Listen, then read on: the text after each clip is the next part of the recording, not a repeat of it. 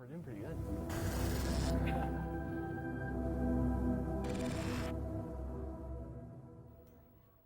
Welcome back from the break, Rams. Now, personally, this is the most wonderful time of the year in the Kruse household.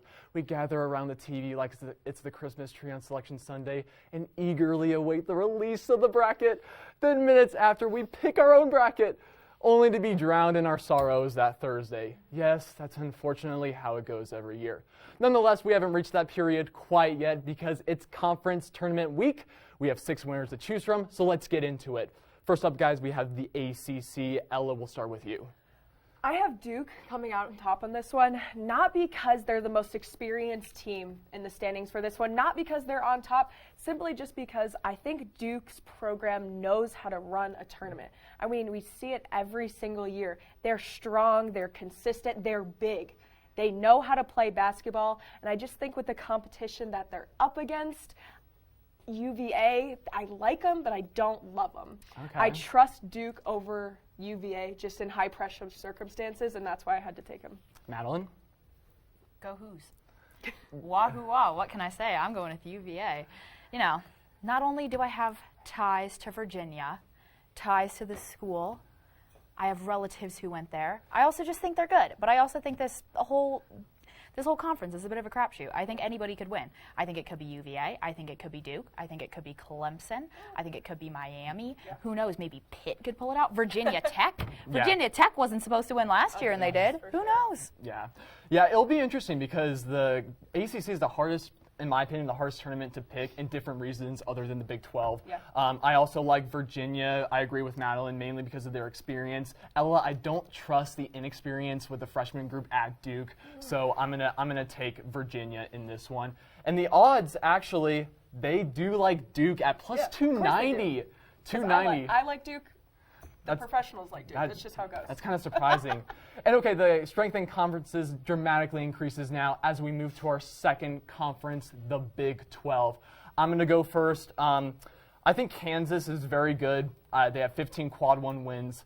But the team they might play in the semifinals, give me Baylor to win it. I like Baylor in the Big 12.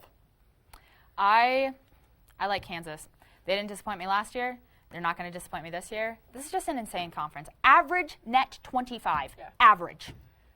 Kansas is a wild card. I'm going to say horns up on this one. Texas is going to take it. Texas? Yeah. Man, there's a lot of good teams in Big 12. Yeah, we're all split on this one. Yeah. The odds like Kansas at plus 275. Next up is a league that honestly kind of goes unnoticed by some. Granted, it is a basketball conference. I mean, have you ever seen a Villanova football game?